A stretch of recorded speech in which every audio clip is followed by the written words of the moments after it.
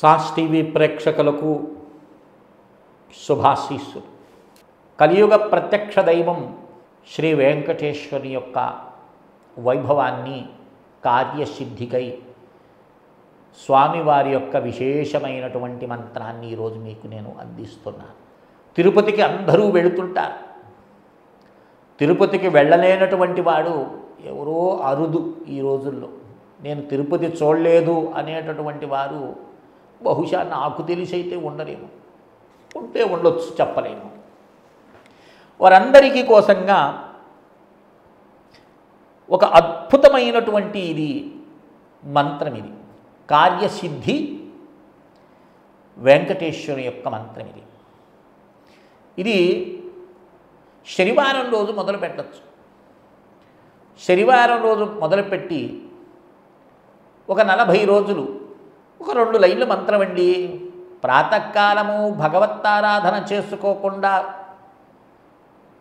వెలుపలికి వచ్చావనుకో ఏదో వెల్తిగా ఉంటుంది. చూడండి, మనం ఏదో దైనందిక జీవితంలో పరిగిస్తూ ఉంటాం. చాలా బిజీ అండి. మృత్యు వస్తే నీ బిజీకి ఆగుతుందా నాయన?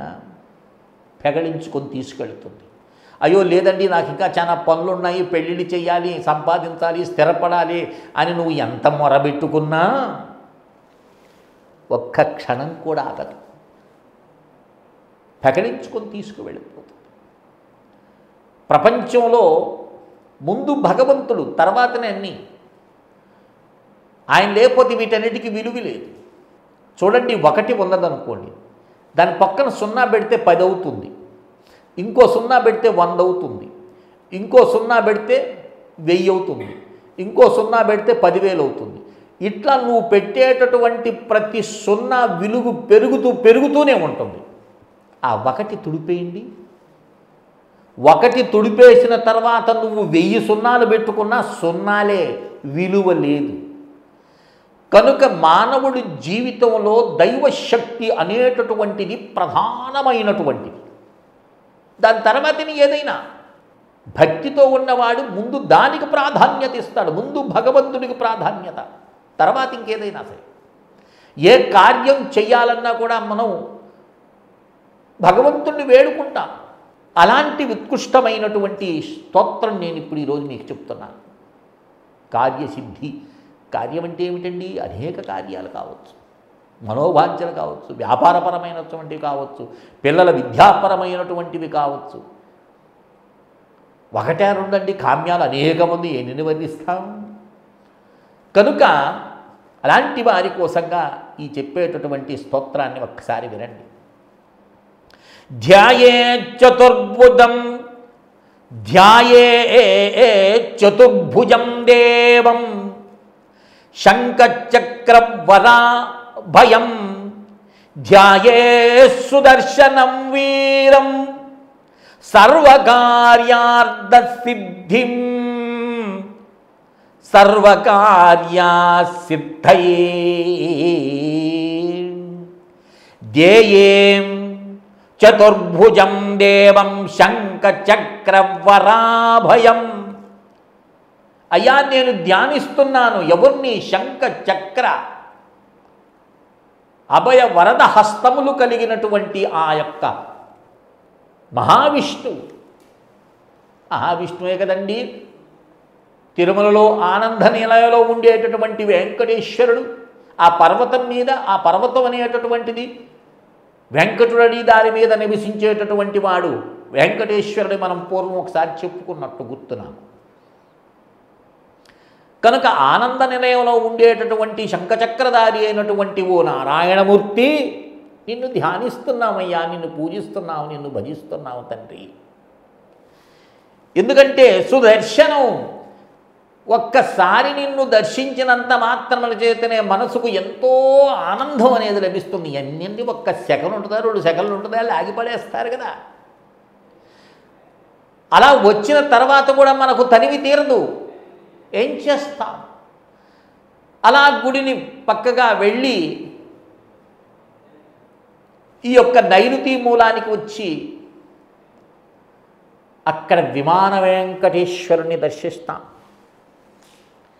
పూర్వము తిరుమలలో మొట్టమొదటిగా ప్రదక్షిణ చేసి విమాన వెంకటేశ్వరుని దర్శించిన తర్వాతనే ఆనంద నిలయంలో ఉండేటటువంటి వెంకటేశ్వరుని దర్శించేటటువంటి సంప్రదాయము పూర్వం ఉండింది తిరుమలలో. జనాల యొక్క రద్దీ పెరగటంతో అది మనకు సాధ్యపడటం. ముందు ఆనంద నిలయంలో ఉండేటటువంటి ఆ పరమాత్మను దర్శించిన తర్వాత బయటికి వచ్చి మనము అప్పుడు విమాన వెంకటేశ్వరుని తెస్తున్నాం. మీకు ఓపిక, శ్రద్ధ, కార్యముల పట్ల భగవంతుని యొక్క కృప అవసరము అనుకునేటటువంటి వారు ఈ శ్లోకాన్ని ఒక కాగితం మీద రాసుకొని జోబిలో పెట్టుకొని వెళ్ళండి తిరుమలకి. అక్కడ చక్కగా సేపు నిలబడిస్తారు. అక్కడ రద్దీగా ఉంటుంది కాబట్టి కూర్చోవచ్చు ఒక 2 నిమిషాలు. ఆ వెంకటేశ్వరుని, విమాన వెంకటేశ్వరుని దర్శిస్తూ ఈ చెప్పినటువంటి శ్లోకాన్ని 11 సార్లు లేదా మీకు ఎంత సమయం ఉంటారో అంత సమయం వరకు స్వామిని మీరు మనస్సులో జపించండి. ఎందుకంటే అది మాటల్లో చెప్పలేవండి. ఆనంద నిలయ దర్శనం అంటే అది మాటలకు అద్దేది కాదు. మీరు ఆ ప్రాంగణం వదిలి వచ్చినా కూడా కళ్ళు మూసుకుంటే మనకు అదే ఆ దివ్యమంగళమైనటువంటి స్వరూపం గోచరిస్తూ ఉంటుంది. అలాంటి స్వరూపాన్ని మనసులో ఉంచుకొని ఆ విమాన వెంకటేశ్వరుణ్ణి ఒక్కసారి దర్శించి చూచి ఈ యొక్క మంత్రాన్ని మీరు ధ్యానం చేశారనుకోండి, కార్యాలన్నీ కూడా మీకు సిద్ధిస్తాయి, మీ కోరికలు నెరవేరుతాయి. ఇక్కడ చూడండి, విమానం సర్వపాపగ్నం విష్ణునాధిష్ఠితం సఖాం పశ్యతాం సర్వభూతానాం ఆహ్లాదజనకం శుభం. ఎప్పుడైతే విమాన వెంకటేశ్వరుని ఎప్పుడైతే మనము దర్శిస్తామో ఆ దర్శన భాగ్యం చేత మనసంతయు కూడా ఎంతో ప్రశాంతత అనేది లభిస్తుంది. కనుక ఈ చెప్పినటువంటి ఈ మంత్రాన్ని ప్రతి ఒక్కరూ కూడా, ఇంకొక విషయం సుమా, ఇది తిరుపతిలోనూ జపం చేయాలని నేను చెప్తులేదు. తిరుపతికి వెళ్ళినప్పుడు మీరు ఒకసారి జపం చేయండి అని చెప్తున్నాను. ఇది మీరు ఇంట్లో ఉండే నిత్యము జపం చేసుకోవచ్చు, అన్ని కార్యాలు కూడా సఫలమవుతాయి. కానీ సందర్భం వచ్చింది, తిరుపతికి వెళుతూ ఉంటాం కాబట్టి అక్కడ ఈ శ్లోకాన్ని మీరు ఈ మంత్రాన్ని పఠించు. 3 రోజులు ఉంటారు, 2 రోజులు ఉంటారు కదండి. పుష్కరంలో చక్కగా స్నానం చేయండి, వరాహమూర్తిని దర్శించుకోండి.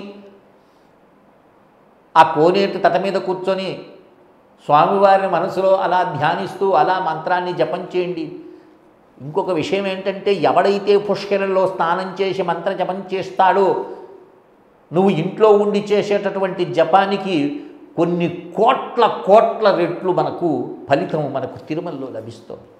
తిరుమల అంటే కేవలం లడ్డు తింటము, దర్శనము, గుండు గీగించుకోవటం, ఈ 2-3 పనులు తప్పితే ఆ యొక్క పుణ్యక్షేత్రమే మనం అఖండమైనటువంటి పుణ్యాన్ని ఆర్జించే దానికోసంగా వెళుతున్నామనేటటువంటి స్పృహ అయితే కొంతమందికి ఉండదు. దాన్ని విహారస్థలంగా భావించి చేసేటటువంటి వారు కొంతమంది ఉన్నారు. వారికి నమస్కారం.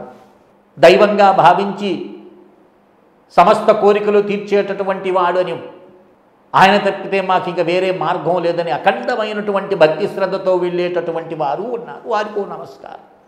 కనుక ఇది మాత్రము ఆనంద నిలయంలో దర్శించుకున్న తర్వాత జీవితంలో ఏ ఒక్కసారైనా సరే ఈ మంత్రాన్ని వ్రాసుకొని విమాన వెంకటేశ్వరుని దర్శించి నిరంతరము వెంకటేశ్వరుని యొక్క భక్తులు ఈ మంత్రాన్ని చదువుకుంటూ ఉన్నట్లయితే ప్రతి కార్యమునందు కూడా విజయం కలుగుతుందని శాస్త్రం చెప్తుంది. దీన్ని అనుష్ఠానం చేసి తరిస్తారని ఆశిస్తూ శ్రీ విద్యోపాసకులు శ్రీమండే లక్ష్మీ నరసింహారావు లోకా సమస్తా సుఖినో భవంతు. ఓం తత్సత్, ఓం తత్సత్, ఓం తత్సత్.